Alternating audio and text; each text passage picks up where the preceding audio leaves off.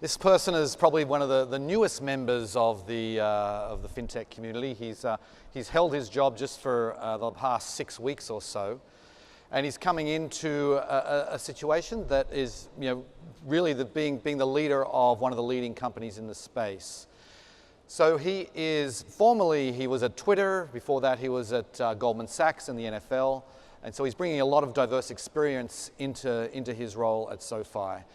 And to interview him today, we have Emily Chang from Bloomberg.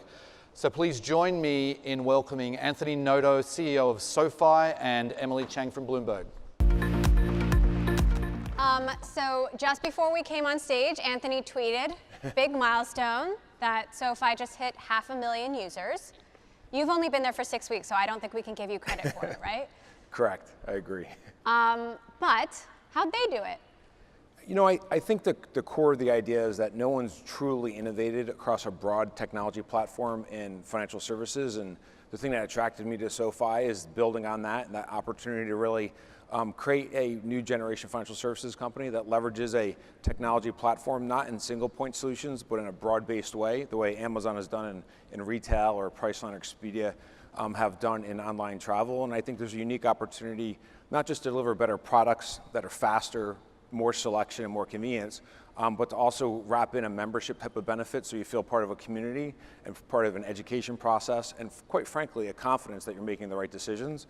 And ultimately, I think we can be in a position to help people to achieve their financial independence, which is an emotional benefit on top of that rational benefit, and that's incredibly unique. So the company really captured one core product to begin with, student loan product, and has expanded into personal loans and mortgages and now wealth, and a lot more to come this year. So I'm curious about your transition to SoFi. Obviously, you were CFO of the NFL, head of tech banking at Goldman, CFO and COO at Twitter. What gives you the chops to do this? And what do you think you bring to the table that is different?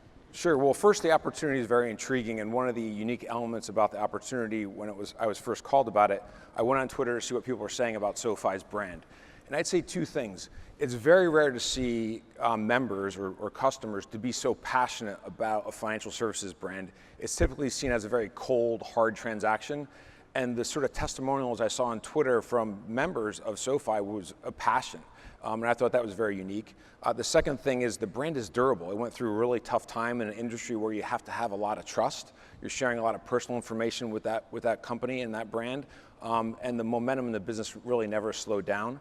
And so that was in addition to what I already thought about. And then personally, my professional background comes to full force in running the company.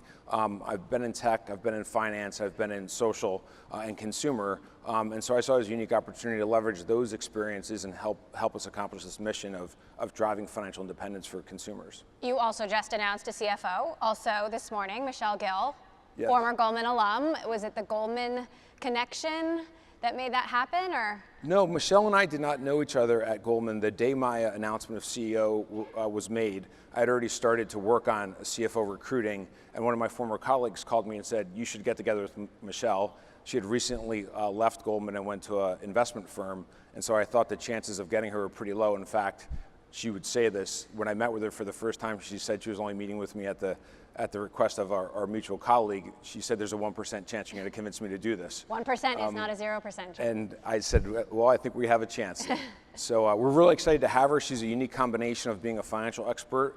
She's also a proven leader in a tough industry, and she's a culture builder as well. And that's what really gave us the opportunity to bring her on, and we're really excited about it. I was amazed by the quality of the candidates that reached out and the selection that we could have chosen from, and she was our number one choice, and we're glad we were able to get her. So you said the business has been going strong, but it's been a rocky couple of years. I mean, as I understand it, an IPO has been delayed a couple of times. What can you tell us about, some of the challenges ahead?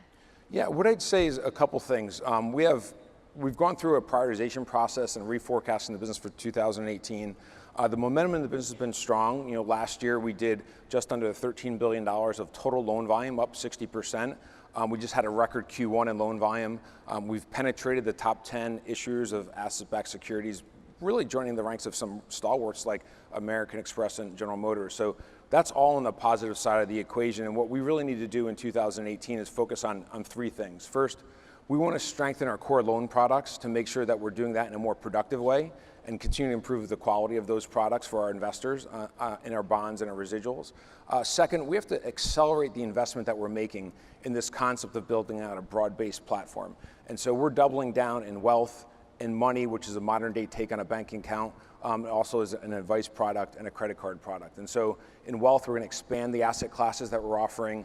Within money, we hope to come to market by the summer with not just an interest-bearing checking account, but ATMs, wire transfers, person-to-person payments, and a bunch of other unique features. And then our advice platform will bring it all together so that we start to build out on our third priority, which is building a membership experience, and not just talking about the close relationship that we have been able to accomplish with passionate members, but also for them to start to see benefits of our relationship. So you're speaking to my next question a bit, which is once people pay off their loans, what's to say they just don't leave? I mean, isn't that what happens most of the time? Well, you can see a day where those initial products are gateways into our other products. And so when someone applies for a loan, whether it's a student loan, a personal loan, a mortgage, or other loan products, we want to create a relationship with them that they're aware of the other products that we have, like a credit card or a bank account such as SoFi Money, and that will create a recurring relationship on a daily basis, and we'll continue to be able to use data to serve them incredibly well and to give them even more value in those other products. And that's why it's so critical we make an accelerated investment in those non-loan products to have that recurring daily relationship. So the strategy at SoFi to this point has been focusing on Henrys or high earners not rich yet. Is that still the strategy? Yeah, I would say that our focus remains on high earners, not well served. And that has been the case in the personal loan product as well as the student loan product. Our average FICO score, even for the personal loan product, is over 700. The average income is over 110,000. So we've been able to expand beyond just the original target, but still focused on high earners, underserved, as opposed to focusing on wealth or not wealth. There's competition, as always. There's some unexpected competition. Amazon is reportedly working on a checking account-like product. What do you make of that? Yeah, what I'd say is we have to focus on the value proposition that we're creating for members, and we need to put our members' interests first. We'll compete on three core dynamics, including membership. So first, we want to have the best selection. And that's not just selection within loan products, but it's also selection in all the other products that you need as a consumer finance company. And it's not only products that we bring to market, but also we'll partner on products. So in the digital world, there's no physical product that we're selling, so there's infinite permutations of what we can deliver in selection, and we'll use machine learning and big data to deliver on selection. The second is convenience, and then third is speed. We want to be the fastest place for you to apply, to get approved, and to be able to access your funds. The fastest place to be able to buy a stock, fastest place to sell a stock. In every area, we want to be the fastest, and we'll focus on those three things, and then of course, wrap it all around a membership relationship. So, you've touched on, how your strategy is a little bit differently, but I want to dig in there. What do you see yourself doing differently from, the prior strategy up to this point? I think the core elements are the same, with one big difference, and that's the focus on not just building a business, but helping the individual members achieve their financial independence. And I think it's important to pause for a second and talk about what that actually means.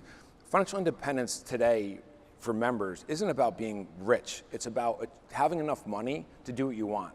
For some, that's just being debt-free. For others, it's to retire early. For others, it's to be able to travel more. And for others, it's to be able to give back in a unique way to philanthropic areas that they're very interested in. And so that's an emotional benefit that goes well beyond a lower cost of a loan, goes well beyond an ability to get a good return in a wealth management investment. And we want to help people achieve that emotional benefit. In our user research, it's very clear that's what they're looking for. And we're not just focused on building a next generation financial services company, we're focused on delivering against this generation of 25 to 40-year-olds who have a different mindset of what financial independence means. So there's a lot of uncertainty in Washington, a looming trade war, extremely volatile markets. How are you watching that? How does this play out? How does this affect your business? Sometimes I just run as fast as I can so it's all behind me. It's a lot of stuff to take on, quite frankly. We spent the last 6 weeks as a team revising our 2018 plan, establishing core values, and establishing specific objectives and key results for 2018. That's what we can control, and that's what we have to focus on. Now, the reality is all those factors impact the decisions we're making, but we've set the plan in place, and we're going to execute against that with great discipline. So what if interest rates rise? As we expect they will. Sure, interest rates have already risen quite a bit. Benchmark rates have gone up. Our capital Probably will more. Our capital markets team has done a great job of contracting spreads. We've also worked really hard over the last couple of months in reducing our cost of funds with our warehouse partners. We have some other options to reduce cost of funds even further. So we're watching interest rates. It does impact our business. The good news is it hasn't impacted the growth of our overall demand. And on the cost side, we think we have some mitigating factors anticipating the raises that will happen this year and next year. We're not immune to it, but we're putting a plan in place that allows us to still operate. So you talked about resetting values, and obviously SoFi has been through a very difficult year. The CEO is gone amid sexual harassment allegations. The CFO is gone. Several executives have stepped down. You know, the reports are that there were several affairs happening inside the office. You know, when you walk in the door, you know, what's your first order of business? Yeah. Trying to fix, you know, a toxic culture, and a lot of employees are probably feeling pretty beat down. Yeah, there's a number of critical steps that we had to take, one of which was building a really strong culture. In order to build a really strong culture, we have to set the record straight with what our core values are as a company. The good news is I showed up and the company had already recognized the need to improve the culture, had already taken steps to go down that path. They formed a group called One SoFi, which is a group of diverse employees and culture builders that wanted to really articulate what are the behaviors at SoFi that we want the company to replicate. I took that work, I spent a lot of time with the leadership team on that work, and then on top of that, we defined 11 core values as a company that we want to embrace. And there is zero tolerance for those people that do not focus on those core values and helping build our culture. That includes diversity and inclusion. Everyone should feel welcomed and everyone should feel included. Our company has to reflect the diversity of society for us to best meet the needs of our members. And our first core value is that our members' interests always come first. And so these core values are not just about building a great company, but doing it in a way that makes us proud, best serves our members, and also is inclusive and welcoming. And so we're in the process of rolling out those core values to the entire company. That'll form the basis of a strong culture. Cultures only get built if you define what the core values are, you reward those that really reflect them, and you punish those that don't reflect them. And there will be zero tolerance for any employee that can't reflect the important core values that we're establishing, and that's an absolute. As it relates specifically to diversity and inclusion, we're right now looking for a head of diversity and inclusion. We want to share our diversity and inclusion measurements publicly, but we want to do that in a way once we have a strategy and principles and specific goals so that we can be held accountable from that. And so that's how we're addressing the issues and making sure we're on the right path, not just from a strategy and prioritization standpoint, but from a company building standpoint. Right. It's not going to happen overnight, though, and I'm curious, like, do you still run into things every so often where you know, it's a reminder of how much work there is to be done and that there might be some PTSD as a result of the last few years? What I'd say is building a strong company culture is 100% about leadership. Mm-hmm. And if you take that right approach from day one, those behaviors go away pretty quickly. Mm-hmm. And so I've been incredibly pleased with the passion of our employees, with what they've built. You know, there's an article, not an article, but I got a daily email from one of the pitch book companies, and it listed the 20 most valuable technology companies in Silicon Valley. SoFi was one of those companies at about $4 to $5 billion, and there were companies at 65, 50, all the way down to $1 billion. I looked at that list, and I know most of those companies well, and I'm pretty confident that we were the only company in 2017 that grew revenue more than 30%, had positive EBITDA, positive GAAP net income, and positive free cash flow. That takes an employee base that's passionate, that knows how to execute and knows how to operate. Were there cultural issues? Absolutely, and we're addressing those head on, and we're going to build a company that we're all proud of.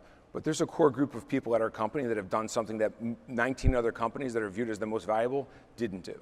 So I have to ask you this question. Mike Cagney, the former CEO, the founder, is out there shopping a new startup, some lending startup that leverages blockchain. That's what it says on his LinkedIn, trying to raise a lot of money, hire people. Is that okay right now? Again, we're focused on what we want to accomplish in our objectives, and so I don't have any comment. Okay, let's talk about Twitter. I know you leaving Twitter, that was a huge loss for Twitter, and you were really sort of the architect of their current growth strategy.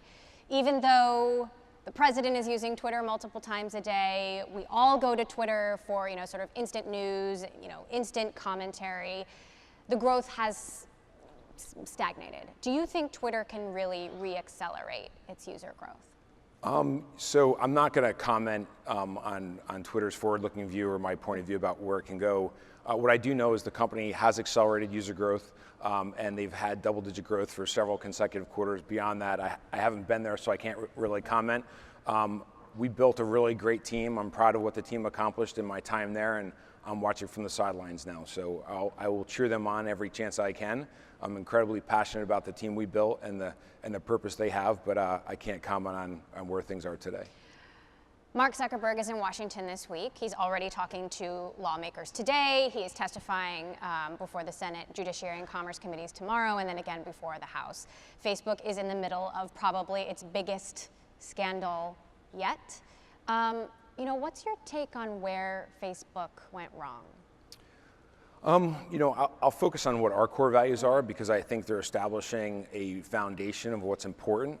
And our number one core value is members' interests come first. And what does that mean? That means we have to never surprise them. We have to be transparent with what fees are or aren't, what information we're using or not using. And so putting their interests first and at the center of everything we do is core to our company. But there is a lot more than that. And it's that transparency, it's that integrity, and it's also education. Like we will offer products that can cause people not to make money or not to save money or not to achieve wealth accumulation. And so we have to also educate them, and that's an even higher bar. And so that's how we'll approach it. We never want them to be surprised. We want to be incredibly transparent. We want to answer the question they're not asking us, knowing that they don't even know to ask the question. And then last, and equally as important, is the education piece. So the financial markets, financial industry has been regulated for a very long time. As you know from your time at Goldman, does tech need to be regulated? I think that's up to the government to decide. I think if the industry approaches it with the right leadership and the right mentality and the right principles, then they'll regulate themselves. And then there's no need for the government to regulate. But can we really trust tech to regulate itself? I mean, that's why we're here. That's why he's in Washington. Yeah, well, I think we have to count on the leaders to make the right decisions, and we'll see what happens over the next couple of years. All right, so speaking of your leadership and your priorities right now, give us the roadmap to get to the next 500,000 users at SoFi. Yeah, it's really critical that we go beyond student loans. We have to make sure that we continue to perfect that operating process, the credit approval process, customer acquisition process, but that's a beachhead that we can build on. And in essence, we want to build what I call the financial services productivity loop, where the success in one product or service helps drive the success in a complementary business or product. And so you can imagine a day where we're marketing to a college senior, an undergrad, a new SoFi membership card, which is a credit card with a cash advance that's completely forgivable if they do direct deposit for the job they were just offered. And now we've sold 2 products to them that help them feel a relationship with our company. And then as they're migrating through the rest of their senior year, we give them other opportunities to leverage our products as they continue to evolve in their professional career, and then obviously advanced education, and then family building, mortgages and car insurance, et cetera. And so we're on this really clear roadmap to give them all the products and services they need that leverage one unified technology platform and big data and machine learning. And all that has been out there to be done for the last 30 years, but no one has done. So how do you navigate how much to keep money on your own balance sheet rather than selling it off to other investors? Sure, I think the management team at SoFi and leadership team has done an incredible job as it relates to capital markets and also balance sheet. The amount of capital that we have is a competitive advantage. The strength that we have with the securitization markets is a competitive advantage. Having AAA rated bonds and AA rated bonds is very unique. We think we've delivered great value to our investors, and it's given us an advantage to be able to move our balance sheet with a really high velocity.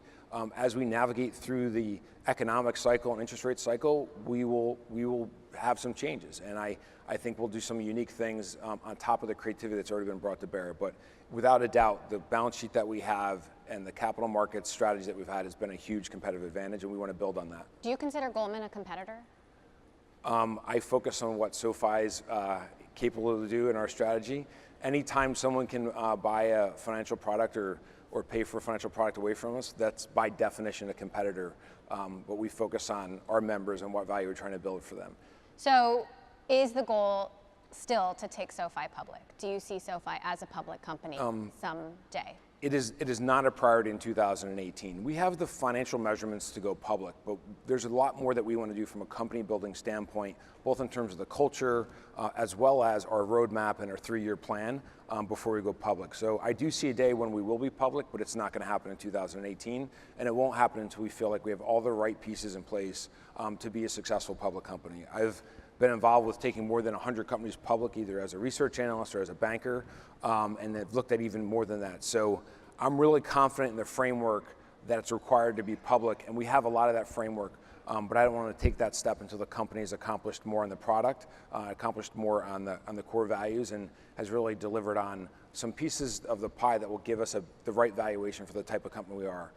Anthony Noto, CEO of SoFi, thank you so much. Thank you, Emily. Thank you.